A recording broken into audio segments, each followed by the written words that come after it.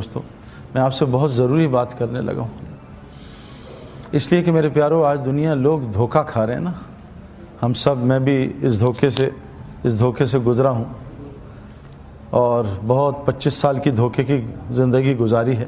دیکھو میں آپ کو ایک بات بتاؤں، انسان کو آنکھ نا دھوکہ دیتی ہے نا، دھوکہ۔ مجھے 1989 میں نے گریجویشن کی، اس کے بعد کرکٹ کے فیلڈ میں 15 سال گزارے۔ قرآن کی ایک آیت ہے، وَفِي السَّمَاءِ رِزْقُكُمْ وَمَا تُوعَدُونَ، تمہارا رزق آسمانوں میں ہے۔ ایک آیت ہے نا، رزق آسمانوں میں۔ ایک میں نے 14ویں چاند کی رات تھی، میں نے تالاب کے پاس کھڑا ہوا تھا، میری نظروں نے مجھے دھوکہ دیا کہ چاند نیچے ہے، میں نے پانی میں ڈبکی ماری 89 میں۔ جس سے آدمی دھوکہ کھاتا ہے نا، ایک ہمارا آدمی، ایک لڑکا، کبھی اس نے جوا نہیں کھیلا، کیسینو گیا میرا دوست، کیسینو۔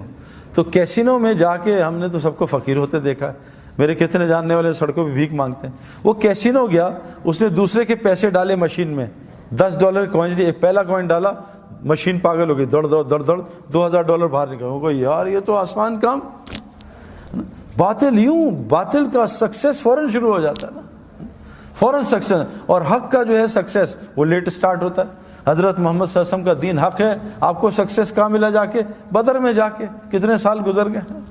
نوح علیہ السلام حق دین ہے، آپ کو سکسیس 950 سال میں 80 آدمیوں نے کلمہ پڑھا، 950 سال 80 آدمیوں نے۔ تو میرے پیارے دوست بزرگو، آج دنیا دھوکہ کھا رہی ہے، وجہ ہے کہ وہ اس آنکھ سے جو کہ دھوکہ دیتی ہے اپنی لائف کو گزار رہی ہے۔ میں آپ کو ایک مثال قرآن کی دوں۔ قرآن میں ایک قصہ ہے، ایک نبی تھے طالوت علیہ السلام۔ آپ نے کہا طالوت اپنی قوم کو لو اور جالوت سے جا کے جنگ کرو۔ اب جناب جب یہ جنگ کا ہو گیا، فوج تیار ہوگی 6 لاکھ، تو اللہ نے کہا طالوت ہم تمہاری قوم کا امتحان لیں گے، ان کو پیاس کی حاجت ڈالیں گے، کوئی نہیں اور چیز نہیں کہ موبائل نیا خریدنا، گاڑی نئی پراپرٹی نہیں، پیاس کی حاجت جو جائز ہے۔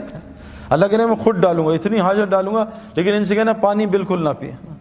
اب ایک طرف اللہ کا حکم، ایک طرف۔ اب جب قوم نکلی جالوت سے لڑنے طالوت علیہ السلام کی قیادت میں، تو آگے پہنچی، پیاس شدید لگی، اب پانی پانی پانی، اور سامنے اللہ نے زبردست نہر ٹھنڈے پانی کی جاری کی ہوئی ہے نا۔ اب جیسے آج یونیورسٹی میں اللہ کہہ رہے ہیں نظریں نیچی کرو، لڑکیوں کو مت دیکھو، اور لڑکیاں ہی لڑکیاں یونیورسٹی میں، اب کیا کریں بھی، لڑکیاں دیکھتے رہیں، اور لڑکیاں بھی لڑکے۔ دیکھو ایک قرآن کی آیت کافی ہوتی ہے ہمارے لیے، اللہ کا ایک حکم۔ ہمارے ایک جنرل صاحب ہیں، وہ ایک دوسرے جنرل کے پاس گئے، سرونگ کے پاس، تو یہ ریٹائرڈ تھے، تو باہر انہوں نے اپنے اس کے سیکرٹری کو کہا کہ اندر نہ جانا جب تک میں نہ بلاؤں۔ تو مجھے جانتا میں کون ہوں؟ کہا جی میں آپ کو اچھی طرح جانتا ہوں۔ کہا اندر مت آنا۔ اب وہ اندر چلے گئے، تو جنرل جو سرونگ تھا اس سے کہا بھی چائے پلا کچھ۔ اس نے پوچھا چائے پیو؟ کہا ضرور پیوں گا، منگوا دیں۔ اس نے بیل ماری، تو اس نے اس کو سیکرٹری کو آواز دی، پی اے کو، تو بیل بجی، پھر گپ شپ لگنا شروع۔ جنرل صاحب نے باتوں میں لگا دیا نا جان کے، 10-15 منٹ باتیں ہوئیں، وہ جناب بھول گئے۔ تو جنرل صاحب نے کہا چائے نہیں آئی کی ہوا؟ وہ کہا زور سے ذرا منہ سے غلط لفظ استعمال کیا، لمبی بیل دی کہ نہیں آیا میں ابھی دیکھتا ہوں، پھر بیل دی، پھر وہ بھول گئے 15 منٹ۔ اب جنرل صاحب نے کہا یار یہ تو ان کا نوکر ہے یا یہ تیرا نوکر ہے؟ تو نے 2 بیلیں دی یا آ نہیں رہا؟ کہا میں اس کی ایسی کی تیسی کر دوں گا۔ اب جانے لگے تو جنرل صاحب نے بیٹا میں نے اس کو منع کیا تھا۔ کہا کیوں؟ کہا تجھے یہ احساس دلانا تھا یہ ایک مخلوق ہے، تو اس کا مالک نہیں، اس کو آرمی پیسے دیتی تو نہیں دیتا، یہ تھوڑی دیر کے لیے تیرا خادم ہے، تیری 2 بیلوں پہ یہ نہیں آیا، تجھے کتنی تپ ہے؟ تیرا رب روزانہ تجھے 5 بیلیں دیتا ہے، تو کتنے سالوں سے نہیں گیا، پتہ تیرے رب کا کیا ہوگا۔ میرے پیارے دوست بزرگوں، مسئلہ یہ ہے، اللہ نے قرآن میں ایک آیت ہے سمپل، اے مومن مردوں نظریں نیچی کرو اور شرمگاہوں کی حفاظت کرو، یہ اللہ کا حکم ہے۔ لیکن مسئلہ یہ ہے ڈاکٹر جتنی مرضی پرہیز کرا دے، یہ حلیم بھی چھوڑ دو، نہاری بھی، رسگلے بھی، گلاب جامن بھی، اور 3 لاکھ روپے دو، اس کو پیسے دے کے حلال چھوڑتے ہیں۔ اللہ فری میں حلال حرام چھڑواتے ہیں، ہم سے حرام نہیں چھوڑتا، کہ اللہ کی عظمت اور قدر ہمارے دل سے نکل گئی ہے۔ ساری دنیا میں عذاب آئے ہوئے ہیں، پریشان ہیں لوگ، ہماری بارشیں رکی ہوئی ہیں، زلزلے سیلاب آ رہے ہیں، مسلمان آپس میں لڑے، پوری دنیا پیٹ رہی ہے۔ فٹ بال کو جیسے ٹھڈے پڑتے نا، ادھر سے کک ادھر، ادھر سے کک ادھر، کیوں پڑھتے ہیں خود فٹ بال کو ٹھڈے؟ کبھی آپ نے دیکھا اینٹ سے کوئی فٹ بال کھیل رہا ہے؟ وہ پاگل ہو جائے تو اپنا پیر ٹوٹ جائے گا۔ فٹ بال کو ٹھڈے اس لیے پڑھتے ہیں، فٹ بال باہر سے خوبصورت، اندر سے بالکل خالی ہوتی ہے۔ مسلمان نے آج فٹ بال کی طرح باہر کی زندگی خوبصورت بنانے کو شروع کر دیا اور ایمان عمل کو چھوڑ دیا، اللہ نے ساری دنیا کا ٹھڈا اس کو بنا دیا، ساری دنیا اس کو مار رہی ہے۔ اوپر سے اللہ بھی ناراض، کبھی زلزلہ، کبھی سیلاب، کبھی بارشوں کے وقت بدل رہے ہیں، کبھی آپس میں لڑوا رہے ہیں۔ میں جس علاقے میں رہتا ہوں ہر گھر میں لڑائی ہو رہی ہے۔ کیا ہم ہندوستان، پاکستان، افغانستان، ہر گھر میں لڑائی۔ میں بھی اسلام آباد گیا کورٹ میں، تو اس سے جج صاحب جب میں نے بات کی، جج صاحب سچ بتائیں آپ کے کورٹ میں باہر کی لڑائیاں کتنی ہیں، رشتہ داریوں کی لڑائیاں کتنی ہیں؟ کہ 70% کورٹ کیسز رشتہ داروں کے آپس میں نا، بیوی نے شوہر پہ کیس کیا ہوا ہے، شوہر نے بچوں پہ، بچوں نے ماں باپ پہ۔ اللہ نے اللہ فرماتے ہیں تمہارے اندر نفرتیں ڈال کے تمہیں آپس میں لڑواؤں گا۔ میرے پیارو، اس وقت مسلمان پہ کون سا عذاب نہیں ہے؟ اور یہ اللہ کا احسان کرم ہے جو اللہ چھوٹی چھوٹی پریشانیاں بھیجتے ہیں، کیونکہ اللہ فرماتے ہیں کہ میں دنیا میں چھوٹے عذاب، چھوٹی پریشانیاں، مصیبتیں تمہیں اس لیے بھیجتا ہوں تاکہ تم مرنے کے بعد کے بڑے عذاب سے بچ جاؤ۔ اور میں کیوں کرتا ہوں؟ تاکہ تم اللہ کی طرف رجوع کر لو۔ تو طالوت علیہ السلام جا رہے ہیں، اللہ نے پیاس کی حاجت شروع کر دی۔ اب پیاس لگی، اللہ نے کہا پانی نہ پینا بالکل، ہاں بہت پیاس لگے اتنا پی لینا جتنا اس چلو میں آتا ہے، بس اس سے زیادہ نہ پینا۔ اب 313 لوگوں نے نبی کی بات مانی، اور اکثر یہی ہوتا ہے، ماننے والے تھوڑے ہوتے ہیں، نافرمان زیادہ ہوتے ہیں۔ اکثر یہ ہوتا ہے، نوح علیہ السلام کی ہزاروں کی تعداد، کتنے 80 لوگوں نے کلمہ پڑھا، یہ اکثر ہوتا ہے۔ تو انہوں نے کیا کیا کہ ان کے ساتھ 313 الگ ہو گئے، نبی کی بات مانی، بعضوں نے پیا نہیں، بعضوں نے تھوڑا پیا۔ اللہ ان کی پیاس کو بھی بجھا دیا اور ان کو جالوت سے فتح بھی دلا دی، اور باقی جتنے تھے لاکھوں میں ان سبوں نے پانی پینا شروع کیا۔ وہ پانی پیتے گئے، پیاس بڑھتی گئی، پانی پیتے گئے، پیاس بڑھتی گئی، پانی پیتے گئے، پیاس بڑھتی گئی۔ نہ ان کی پیاس بجھی، اور وہ دنیا میں بھی برباد ہو گئے، آخرت میں برباد ہو گئے۔ میں نے یہ 25 سال کی زندگی گزاری ہے، میں نے ہر پیاس کو بجھانے کی کوشش کی ہے، لیکن یہ ظالم دنیا پیاس بجھانے کی جگہ نہیں ہے میرے پیاروں۔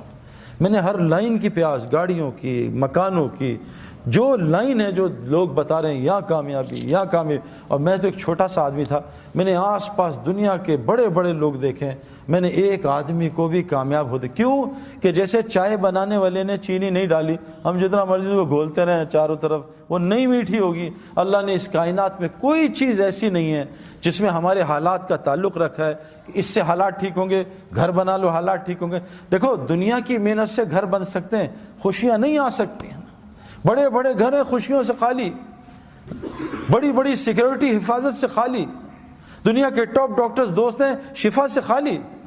یہ ساری چیزیں اسباب دلا سکتی ہیں، حالات نہیں بدل سکتے۔ حالات اللہ نے اپنے کنٹرول میں رکھے ہیں، اسباب ہمارے حالات میں دیے، ہاتھ میں دیے۔ آج ساری دنیا پریشان ہے میرے پیارو۔ دیکھو اس امت کا ایک فتنہ اللہ کے نے کہا مال ہوگا، مال فتنہ مطلب امتحان ہے، مال کوئی بری چیز تھوڑی ہے۔ مالی نے تو حضرت عثمان غنی کو عثمان غنی بنایا، مالی نے تو عبد الرحمن بن عوف کو اشرا مبشرہ بنایا، مالی نے تو حضرت عثمان غنی کو اشرا مبشرہ بنایا۔ مال غلط چیز تھوڑی ہے۔ حکومت نے تو حضرت ابوبکر صدیق کو اور حضرت عمر کو، حضرت علی کو، ان کو جنت اشرا مبشرہ بنایا۔ یہ حکومت غلط چیز تھوڑی ہے۔ ہمارا مسئلہ ہے ہم سبب میں پڑ گئے۔ سبب تو ایک خالی پیالہ ہے، سبب سے خیر نکال دیں، سبب سے شر نکال دیں، یہ اللہ نے اپنے کنٹرول میں رکھا ہے نا۔ کیونکہ یہ سارا دیکھو اللہ تعالیٰ چاہتے ہیں، قرآن کا واقعہ، پہاڑی سے حاملہ اونٹنی نکال دیں۔ اونٹ اور اونٹنی تو ہے ہی نہیں، وہ تو سبب ہے ہی نہیں۔ اونٹ اور اونٹنی ملیں گے تو اونٹ بنے گا، حاملہ اونٹنی نکال دی پہاڑ سے۔ اللہ نے بغیر ماں باپ کے آدم علیہ السلام کو پیدا کر دیا، کوئی سبب نہیں۔ اللہ نے بغیر باپ کے عیسیٰ علیہ السلام کو پیدا کر دیا، کوئی سبب نہیں۔ سبب کے خلاف کر دیا، حضرت مریم کو بغیر موسم کے پھل کھلا دیا، بغیر سبب کے خلاف۔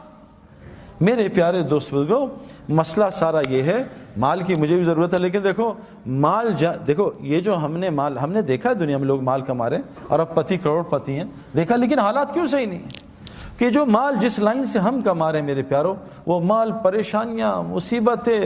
میرا ایک جاننے والا ہے دبئی میں، اس نے اپنے بیٹے کو نئی فراری دلائی ہے نا، کوئی 5-6 کروڑ کی گاڑی، اور بابا نے کہا جاؤ وہ اسپورٹ سٹی میں جاؤ ڈرائیو کر کے آؤ پھر بتاؤ۔ اس نے ڈرائیونگ شروع کی، وہ گاڑی اس کی کسی درخت سے لگی، وہ فارمولا 1 کے پاس کوئی درخت تھا، وہ 2 ٹکڑے ہوئی، وہیں گاڑی کو بچے کو بھی آگ لگ گئی۔ بتاؤ یہ مال شر بنا یا خیر بنا؟